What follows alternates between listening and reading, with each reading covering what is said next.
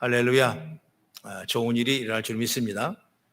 오늘 설교 제목을 내 안에 성전을 세우라. 내 안에 성전을 세우라, 그 말이에요. 얼마나 귀한 말씀이에요. 신앙생활 하면서 내 안에 성전을 세운다는 건 대단한 능력이고 축복이고 놀라운 꿈인 줄로 저는 믿습니다. 여러분, 고린도서 3장 16절에 이렇게 말합니다. 너희가 하나님의 성전인 것과 하나님의 성령이 너희 안에 계시는 것을 알지 못하느냐, 이렇게 말씀했어요. 우리의 몸이 바로 성령이 거하신 전이란 말씀입니다. 어떻게 우리의 몸이 성전이 될 수 있을까? 그것은 당연히 성령님이 계셔야 성전이 된 줄로 믿습니다. 그런데 고린도전서 12장 3절의 말씀 보면은 성령으로 하지 아니하고는 누구든지 예수를 주라 시인할 수 없느니라. 성령이 내 안에 들어와야 내 안에 성전을 자리 잡고 그 성령의 말하심에 따라 저와 여러분은 하나님의 영광을 올리는 아름다운 자리에 서게 될 줄로 믿습니다. 그러기에 이제 우리가 할 일은 내 몸, 내 심령을 하나님의 전으로 계속 세워나가야 하는 거예요. 그러면 어떻게 내 안에 주의 전을 세워나갈 수 있는 것인가? 그것은 바로 내 심령을 어떠냐? 말씀으로 채우는 겁니다. 말씀으로 채우는 거예요. 말씀으로 가득 채우는 것입니다. 내 심령을 말씀을 채우지 않고는 내 안에 주의 전이 세워질 수 없다는 것이다 라는 사실을 말씀을 드리고 싶습니다. 러시아에 운영했던 도스토옙스키라는 사람은 나이가 28살 때 진보적인 정치를 한다. 그래서 유배를 가게 되는데, 그래서 사형을 이제 얼마 있으면 사형 언도를 받고 형장이 이슬로 살려진 그 찰나에 황제가 특사를 내보내가지고 그 사형을 멈추십시오. 그리고 유배를 내려라. 그래서 사형을 멈추고 유배를 내렸어요. 만약 그때 몇 초만 늦었다면 이미 사형을 당할 수 많았을 것입니다. 그러고 나서 시베리아로 유배를 가면서 그는 성경을 만나게 되고 유배 생활 내내 그는 성경 속에 큰 힘을 얻었어요. 다시 말하면 그 심령에 어떤 것이 들어왔냐? 성경의 말씀이 가득 찼던 것입니다. 그래서 그러고 나서 그 성령의 역사가 일어나니까 그 다음에 그 성경에 대한 절대성을 마음속에 가지게 되는 거죠. 그래서 그 절대성 위에 쓴 책이 유명한 죄와 벌이라는 책을 썼고, 그리고 까르마조의 형제들 이 책을 썼어요. 여기는 정말 예수 향기가 엄청 물씬 납니다. 여러분, 그래서 성경보다 더 많이 읽어진 책이 바로 이 책이다. 이렇게도 말할 만큼 우리 신앙에 아주 유익한 도움을 주는 책이라고 말할 수가 있는 것이죠. 여러분, 그렇습니다. 오늘 이 성령의 능력이 우리 심령에 말씀으로 가득 채워지니까 여러분, 그 성령의 절대적인 그 역사가 그 삶을 통해서 일어난 것과 똑같은 거예요. 그래서 오늘도 우리도 내 안에 성전을 세워라. 절대적인 하나님의 말씀이 가득 채워지고 성령이 덧입게 하셔서 정말 저와 여러분들이 성령의 힘으로 나가는 은혜가 있기를 간절히 바랍니다. 오늘은 구약 성경 마지막 시대 선지자인 학개서 선지자가 쓴 이 학개서라는 내용입니다. 여기에는 보면 1장과 2장밖에 없는 아주 간단한 자그마한 책이에요. 그런데 이 책을 하나님께 드릴 수 있는 이 저자가 되는 건 바로 뭐냐면, 이스라엘 백성은 원래 여러분 12지파지 않습니까? 12지파가 이스라엘 백성들의 유대 민족이에요. 그런데 솔로몬의 아들, 다윗 이후에 솔로몬의 아들 르호보암 왕 때 남북으로 갈라집니다. 솔로몬 왕 아들 때 남북으로 갈라지는 거예요. 그래서 북쪽에는 10지파가 들어가 살고 아래쪽에 이스라엘, 유다, 이스라엘 남쪽 유다 쪽은 2지파가 살고, 그래서 이 우리나라 남북처럼 이게 갈라져서 서로 싸우기 시작하는 거예요. 같은 동족인데 무려 얼마나 싸우냐? 300년을 싸웁니다. 엄청난 나라의 비극이라고 볼 수가 있는 거죠. 영적으로 타락합니다. 여러분, 도덕적으로 타락해요. 그래서 북지파를 이끌었던 10지파가 다 멸망을 당해요. 훨씬 더 타락하게 빨리 했어요. 그래서 주전 722년에 북이스라엘이 바벨론 포로에서 완전히 멸망을 했고, 그 다음에 남유다가 150년 후에 주전 586년에 바벨론에게 망했어요. 흔히 말하면 바벨론 포로 생활을 하게 된다는 걸 볼 수가 있는 것이죠. 결국 여러분, 남과 북 이스라엘 모두가 다 망한 거예요. 영적으로 타락하고 도덕적으로 윤리적으로 타락하고 종교적으로 타락하다 보니까 하나님이 징벌을 내려가지고 그 나라를 완전히 멸망하게 하는 것입니다. 이때 예루살렘 성전 역시 다 파괴되어 버렸어요. 성전도 여러 번 파괴됐어요. 그러고 나서 50년 후에 주전 538년에 이제 바벨론 왕이 바뀌고 나라가 바뀌고, 그러니까 바벨론이 누구한테 지냐? 바사, 페르시아한테 집니다. 그래서 페르시아의 고레스 왕이 들어와서 원년에 유대 민족이 참 착한 사람들인데요. 저들을 저렇게 우리가 포로로 잡을 수 있겠냐? 그래서 풀어줍니다. 너희 종교를 믿든지 아니면 너희 나라 돌아가라. 그러면서 포로에 대한 해방을 받습니다. 그래서 주전 536년에 이스라엘 백성들이 하나씩 둘씩 예루살렘으로 돌아옵니다. 그래, 예루살렘으로 돌아오니까 그들이 가장 마음이 아픈 것이 뭐겠어요? 바로 성전이 파괴된 겁니다. 엉망진창이에요. 짐승의 떼가 살고 있고 다 벽은 무너져 버리고, 성전이란 것은 아무것도 볼 수 없는 그런 비참한 최후의 삶이 될 수가 있을 수밖에 없어요. 그랬을 때 가장 먼저 해야 될 것이 뭐냐? 우리가 하나님의 은혜를 입었던 성전인데, 우리가 이 성전이 정말 회파됐습니다. 우리가 바벨론 포로로 있을 동안에도 얼마나 많은 기도와 우리 믿음의 민족이 회복되더라고 기도했냐. 성전부터 회복하자. 성전을 회복하기 시작했어요. 그때 많은 재원을 그 파사의 고레스 왕을 통해서 후원을 받고, 그런데 막상 성전을 터를 닫고 다시 건축하고 하려고 그러니까 그 당시에 북이스라엘에 있었던, 말하자면 북이스라엘, 그들이 그냥 사마리아 사람들인데 엄청나게 방해를 해요. 여러분, 성전을 지을 수 없다 방해하고 막 그냥 회방을 하고 폭행을 하고, 그래서 도저히 그 성전을 지을 수가 없는 것입니다. 그때 그 상황을 잘 보고 16년 지나서 주전 520년에 남은 선지자 학개를 부른 거예요. 학개야 하나님 부르신 거예요. 그러면서 이 모든 지도자들과 함께 백성에게 이 말을 전해라 그럽니다. 그 말씀이 오늘 학개서 말씀인데, 그래서 중심된 말씀이 3절과 4절이거든요. 우리 3절 4절을 우리 천천히 한번 같이 읽어보겠습니다. 시작. 여호와의 말씀이 선지자 학개에게 임하여 이르시되, 이 성전이 황폐하였거늘 너희가 이때 판벽한 집에 거주하는 것이 옳으니라. 오느냐?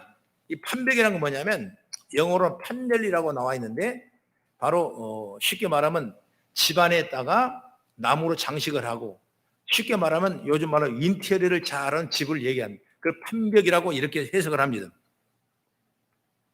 하나님의 집은 방치해두고 자기 집만 잘 꾸미고 자기 생각만 하며 살아온 이 얘기를 오늘 하는 거예요. 그러면서 5절에 뭐라 하면, 그러므로 이제 만군의 여호와가 이같이 말하노라, 너희는 너희의 행위를 살필지니라 그랬습니다. 여러분, 그 행위가 어떤 행위입니까? 다시 말하면 자기들은 판벽한 집에 거주하는데 하나님의 성전이 무너지고 회파되는 걸 보지 않는 거예요. 내 개인의 일만은 최고로 열심히 하는데 주님의 일은 다 내려놓는 거예요. 나의 유익만 위해 살아가지 남은 돌보지 않는 겁니다. 나 잘나면 잘 되는 것이고, 나 잘 사면 잘 사는 것이고, 나 배부르면 배부른 것이라 이렇게 생각하는 것을 하나님 보실 때 판백이란 말로 해석하면서 너희 행위가 어떤가 살펴보라 이렇게 말하는 거예요. 여러분, 결론은 나와 있죠? 6절의 말씀 어떻게 말합니까? 6절 시작. 너희가 많이 뿌릴지라도 수확이 적으며 먹을지라도 배부르지 못하며 마실지라도 흡족하지 못하며 입어도 따뜻하지 못하며 일꾼이 삭슬 받아도 그것을 구멍 뚫린 전대에 넣음이 되느니라 그랬습니다. 이 말은 뭐겠습니까? 해석 그대로죠. 노력을 열심히 했는데 남은 건 아무것도 없는 거예요. 내가 열심히 일을 했는데 내게 남은 것은 아무것도 없대. 아무것도 거둘 수 없다는 겁니다. 여러분, 이걸 우리가 다시 한번 생각해 본다면 얼마나 큰 비극이에요.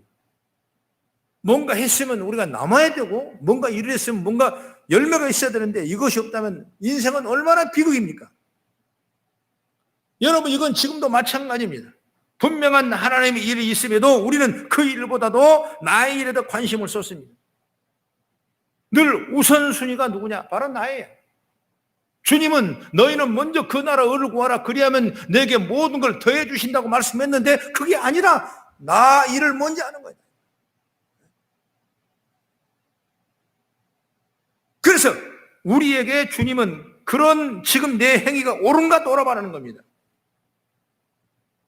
다시 말한다면 우리들에게 내 안의 주전이 세워지고 있는가? 아니면 세상 이리와 재치의 재리들이 우리에게 세워지고 있는가 살펴보라는 거예요. 다시 말하면 내 안에 말씀으로 가득 차 있는가? 아니면 세상에 헛된 지식으로 가득 차 있는가? 이게 우리에게 중요하다는 겁니다. 그러니 우리가 우리의 심령 안에, 우리 안에 세워 나갈 건 뭐냐? 바로 말씀을 가득 채워진 주님의 인 줄 믿으시기 바랍니다. 그래서 내 심령에 세워야 할 영적인 전이다. 그렇다면 우리가 정말 오늘 설교의 제목처럼 내 안에 성령의 전을 어떻게 세워야 될 것인가? 저는 첫째로 말하면 믿음의 전을 먼저 우리가 세워야 돼요. 믿음의 전을 세워라. 오늘 학교 선지자는 성전을 세우라 하시는데 오늘 우리는 심령 안에 어떤 전을 세워야 할까요? 바로 그것은 믿음의 전을 세워야 된다. 믿음의 전을. 이미 어찌 보면 우리는 현재 성전은 깨끗하고 육적인 보여지는 이 형체 유형의 성전은 잘 여러분 세워졌어요. 그 무형의 이 교회가 뭐냐? 바로 내 안에 있는 성전이거든요. 지금 시대가 우리가 살아야 될 비전은 뭐냐면 내 안에 성전이 없으면 안 돼. 내 심령의 성전으로 세워져야 돼. 이거 회파되면 안 되고 내 안에 성전이 무너지면 안 되고 내 안에 성전은 견고하게 세워져서 어떤 바람이 불고 풍성 안 하고 어떤 비바람 몰아치더라도 넘어지지 않는 그런 영적인 심령의 은혜를 입는 저 여러분 되어줄 줄 믿으시기 바랍니다. 그래서 믿음의 전을 세워야 된다. 오늘 성경을 한번 찾아봅니다. 로마서 4장 18절 20절 아브라함에 대한 얘기인데 바로 심령 안에 믿음의 전을 소개하고 있는 거죠. 다시 한번 같이 읽어보면 시작. 아브라함이 바랄 수 없는 중에 바라고 믿었으니 이는 내 후손이 이가 되리라 하신 말씀대로 많은 민족의 조상이 되게 하려 하심이라. 그가 백세나 되어 자기 몸이 죽은 것 같고 사라의 태가 죽은 것 같음을 알고도 믿음이 약해지지 아니하고 믿음이 없어 하나님의 약속을 의심하지 않고 믿음으로 견고해져서 하나님께 영광을 돌리며 했습니다. 이게 중요한 말씀 마지막에 있죠? 믿음으로 견고해졌다고. 그러니까 아브라함은 결국 엄청난 어려운 환경 속에 지나왔지만은 그 안에 믿음의 성은 견고하게 지어졌다는 겁니다. 그렇기 때문에 아브라함을 우리에게 믿음의 조상이라고 말하는 거예요. 그래서 우리가 이 믿음을 가지면 아브라함 같은 축복을 받을 수 있는, 그래서 믿음이 견고히 서라는 거예요. 하나님은 아브라함에게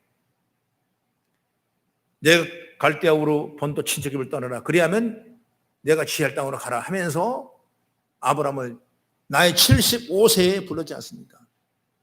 그러면서 약속했어요. 내가 너의 자손을 바다의 모래알처럼 하늘의 별처럼 많이 해주겠다 약속을 했습니다. 그런데 아브라함에게는 그런 징조가 조금 더 보이지 않아요. 아까 나온 얘기했지만은 이미 자기는 나이가 먹었고 내 안에 경수가 끊어진 지 오래돼가지고 수태할 수 있는 그런 여건 환경이 전혀 안 되는 것입니다. 그렇다면 우리는 하나님의 말씀을 주셨어도 불구하고 낙심할 수가 있고, 말씀을 내게 있는데도 불구하고 절망할 수가 있고, 포기할 수도 있고, 어떻게 보면 믿음에 대한 정체성이 흔들릴 수밖에 없는 그런 여건이 우리에게 충분히 있지 않습니까? 아브라함 똑같이 그런 생각이 있었어요. 그 시간이 20년이 넘었습니다. 소식이 없습니다. 24년도 소식이 없는 거예요. 그럼에도 불구하고 믿음이 견고히 서 있었기 때문에 나이가 25년이 지나서 100살에 이삭이라는 아들을 얻는 큰 은혜를 입은 줄 믿으시기 바랍니다. 우리가 때로는 포기하고 싶을 때가 많아요.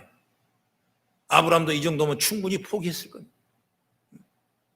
또 일하다가 안 되면 나는 이것밖에 안 된가 봐 하면서 낙심하고 포기해버리고. 여러분, 이 말씀을 우리가 또 받는다는 건 어떤 의미냐면 적용인데, 나에게 그런 어려움이 왔다, 나에게 힘든 일, 나에게 정말 감당하지 못할 일들이 주님은 약속하셨는데 왜 아직은 열매가 없냐, 이렇게 스스로 실망하고 낙심할 때가 있을 겁니다. 그러나 여러분, 그러지 말라는 거예요. 왜? 믿음이 견고히 서 있으면 그 약속은 분명히 우리 현실로 아름답게 열매가 분명히 나타나게 될 줄로 저는 믿습니다. 그 마음을 가지라고. 하나님은 우리에게 여러 가지 약속을 하십니다. 물론 개인마다 다 다를 수가 있어요. 그러나 우리 모두에게 하나님이 공통적으로 약속한 게 있는데 뭐냐? 바로 신명기 28장 2절의 말씀 보면, 내가 내 하나님 여호와의 말씀을 청종하면 이 모든 복이 내게 임하리라 했습니다. 말씀을 청종하면, 듣고 지키면 이 모든 복이 내게 임하리라. 바로 말씀대로 살아가는 사람에게 하나님의 약속하는 복과 은혜가 있는 줄 믿습니다. 그런데 많은 사람이 이런 약속을 믿지를 못해요.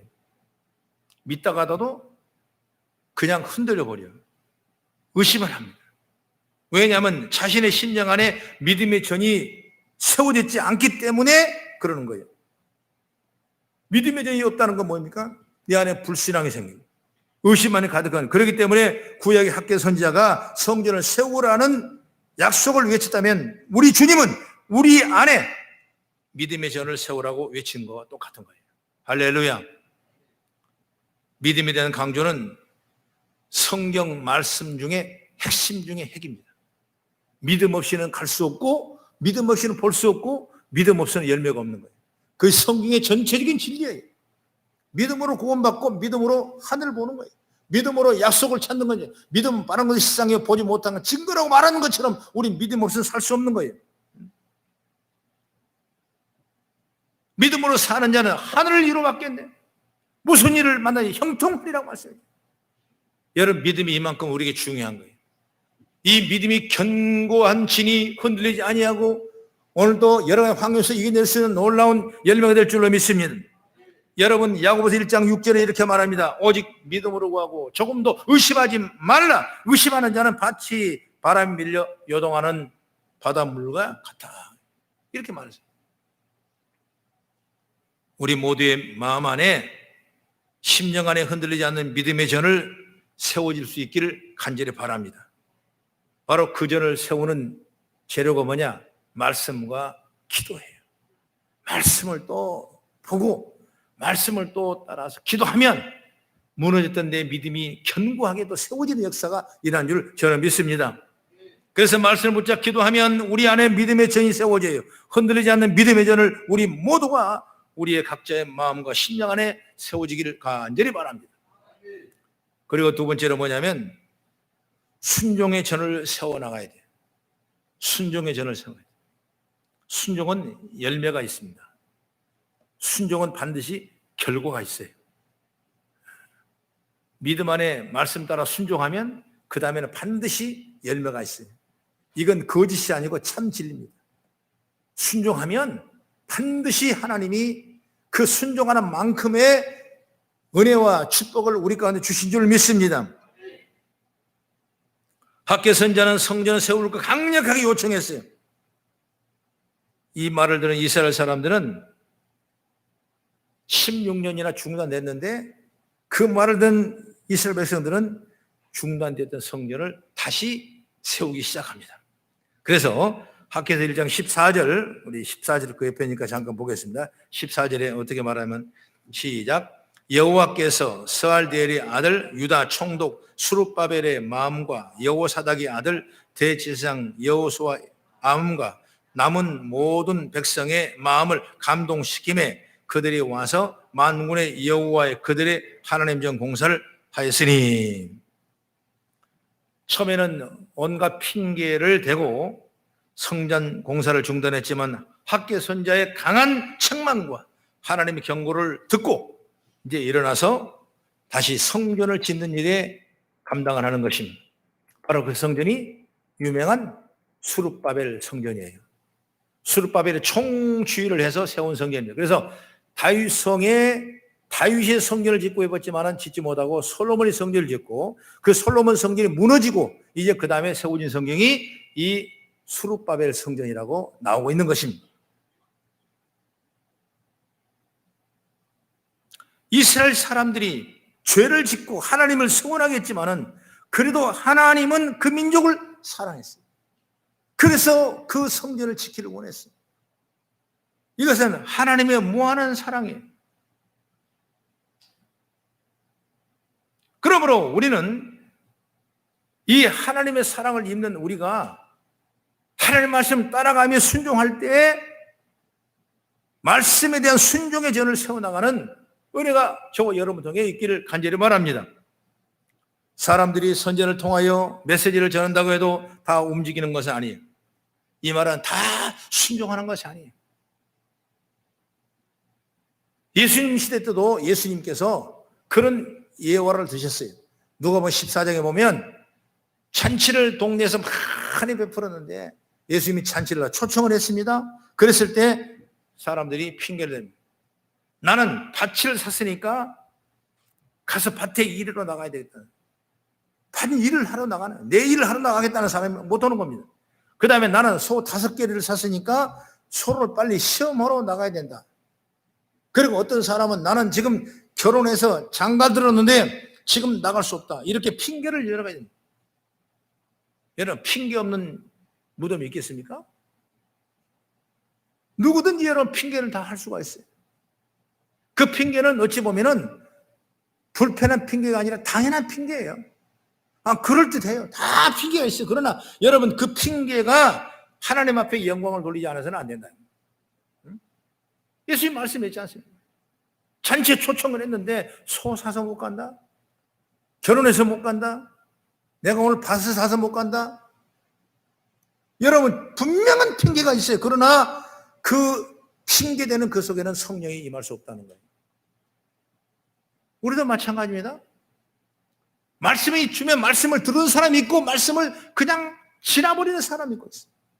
하나님 말씀 내게 준 그 말씀을 따라 순종하는 사람이 있고 나와 상관없다는 사람이, 핑계대는 사람이 있어요.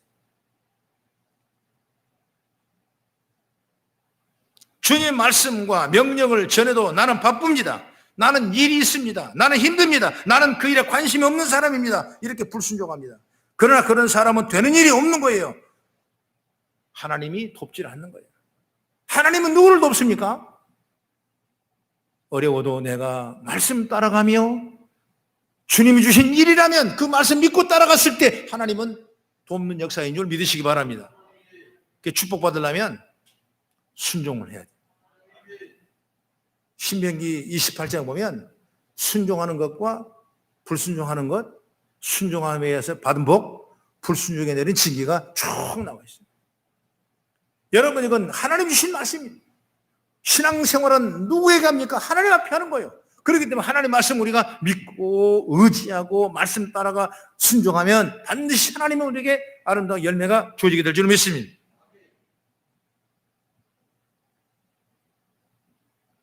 그래서 학개서 1장 9절의 말씀 보면 이렇게 말합니다. 너희가 많은 것을 바랐으나 도리어 적었고 너희가 그것을 잡으려고 가져갔으나 내가 풀어버렸느니라. 왜? 불순종한 결과죠. 이 말을 듣는 이스라엘 백성들은 드디어 순종하기 시작합니다. 그러니 우리가 우리의 심령 안에 세울 전은 바로 순종의 전이다. 말씀대로 행하는 행함의 전이다. 믿으시면 아멘. 야고보서 2장 26절에 말합니다. 영혼 없는 몸이 죽은 것 같이 행함이 없는 믿음은 죽은 것이니라 그랬습니다. 행함이 없는 믿음은 순종하지 아니하는 믿음은 그 믿음은 죽은 것이다. 행함으로 믿음을 증명하는 말씀이죠. 예수를 믿으십니까? 이 성경이 하나님 말씀인 걸 믿으십니까? 그렇다면 행함으로 내 안에 하나님의 전을 세워나가는 지혜가 여기를 주의 이름으로 축원합니다. 그래서 믿고 순종할 때 하나님이 열어주는 역사입니다.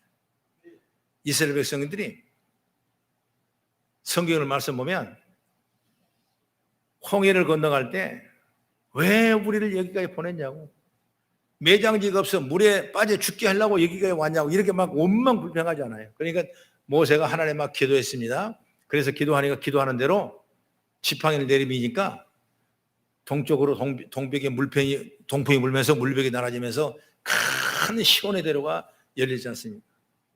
그러니까 이스라엘 그때야 걸어갑니다. 그 잘 갔어요. 그리고 40년 광야 훈련하고 이제 가나안 땅에 들어갈 때 이제 요단강을 또 건네. 신앙은 두 가지 강을 걷는 것입니다. 어떤 강을 걷느냐? 처음에 물속에 들어가는 침례의 강을 걷는 거예요. 사람은 침례의 강을, 내가 예수 믿고 구원받는 속죄함의 강을 걷는 거예요. 그 다음에 가나안 땅을 들어가려면, 내가 축복의 땅을 들어가려면 마지막 또 하나 강을 건너야 되는데 그 강이 뭐냐면 바로 요단강이에요. 이 강은 뭐냐면 우리가 생수가 넘쳐나는 성령의 강이야. 예수 믿고 구원받으면 뭐합니까? 믿음으로 살지 못하고 말씀대로 살지 못하고 주님 뜻대로 살지 못하는 아무 필요 유익하지 않습니까? 그냥 40년은 광야에 배회하는 거예요. 그대로 배회할 수밖에 없는 거예요. 그러나 우리는 말씀 있고 기도가 있고 성령 은혜를 입고 내 심령 안에 하나님 전을 모시고 사는 사람은 여러분 이 요단강을 건너가는 능력이 되는 거예요. 요단강을 건너가려니까 정말 헬몬산에 눈이 녹아내리면서 그 차디찬 물이 엄청나게 내려쏩니다. 강폭은 좁죠. 물길은 세죠. 여러분 건너가라니 건너갈 사람 누구예요? 하나도 못 건너. 빨리 저 강을 건너갈 수 있도록 물 좀 막아달라고 얘기했지만 하나님이 물을 안 주죠. 그래도 지도자는 걱정하지 말라. 하나님 말씀하시는데 내 발을 디뎌라. 요단강물에 발을 디뎌라. 이것이 바로 체험신앙이고 이것이 바로 결단의 신앙이고 여기 믿음의 신앙이에요. 정말 믿음으로 발을 내디디니까 그때야 비로소 물이 막히는 거예요. 마른 땅이 되는 것입니다. 그래서 여기서 12조약들을 주어가지고 이스라엘 백성들의 기념으로 요단강을 건너가서 가나안 땅을 소유하는 놀라운 은혜를 입은 줄 믿으시기 바랍니다. 우리도 이런 결단이 필요하다고. 이것이 바로 순종이에요. 순종하면 열매가 맺어요.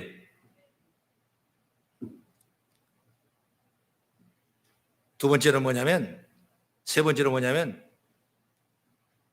덕스러운 전을 세우자. 따라합시다. 덕스러운 전을 세우자. 예수 믿는 사람들이 말씀을 따라 순종해 나온 결론이 뭐가 있냐면 사람이 덕스럽게 보여요. 덕이 보입니다. 덕이. 이스라엘 사람은 16년 동안이나 성전 기초를 방치했는데 짓담한 성전이 얼마나 보기 싫습니까? 그로 인해 하나님은 이스라엘 사람들의 거둘 곳이 없다고 반명했어요. 무너진 성전, 짓담한 성전, 얼마나 부끄러운 일입니까? 하나님도 가슴 아픈 일이고 이방 민족이 비웃고 자녀들에게 덕이 안 되는 겁니다. 우리도 마찬가지예요. 우리가 하나님을 믿는 사람으로서 우리가 사는 삶 현장에서 덕을 세워 나가야 하는데 그렇지 못하면 부끄러운 것이죠. 고린도 6장 19절의 말씀 보면 한번 찾아봅니다. 시작. 너희 몸은 너희가 하나님께로부터 받은 바 너희 가운데 계신 성령의 전인 줄을 알지 못하느냐. 너희는 너희 자신의 것이 아니라 값으로 산 것이 되었으니 그런즉 너희 몸으로 하나님께 영광을 돌리라. 우리 몸으로 하나님께 영광을 돌리는 겁니다. 그것이 뭐냐면 바로 덕을 세우는 거예요. 말씀 따라 순종하니까 보여지는 것은 덕이 보여지는 거예요. 여러분 쉽게 말하면 예수님께서 너희는 세상의 빛이요 소금이라고 그랬지 않습니까? 그냥 소금이 그냥 빛이 되는 건 아니에요. 바로 빛과 소금이 있다는 것은 세상에 우리가 덕스러운 사람이 되는 거예요. 아, 예수 믿는 사람은 정말 존경하고 싶고 예수 믿는 사람은 정말 내가 섬기고 싶고 이런 일들이 우리의 삶의 현장에서 나타나기를 간절히 바랍니다. 무너진 성전을 다시 세워야 하나님과 모든 민족과 사람들에게 덕을 세우는 겁니다. 그래서 학개서 2장 19절 마지막 말씀 보면 한번 같이 읽겠습니다. 시작. 곡식 종자가 아직도 창고에 있느냐? 포도나무, 무화과나무, 석류나무, 감람나무의 열매가 맺지 못하였느니라. 그러니 오늘부터 내가 너에게 복을 주리라. 그전에는 복을 못 받지만, 그전에는 아무것도 아니었지만 이제부터는 내가 너에게 복을 주리라. 학개서 2장 7절의 말씀 보면은 내가 이 성전의 영광을 충만하게 하리라 만군의 여호와의 말이니라. 이 말씀입니다.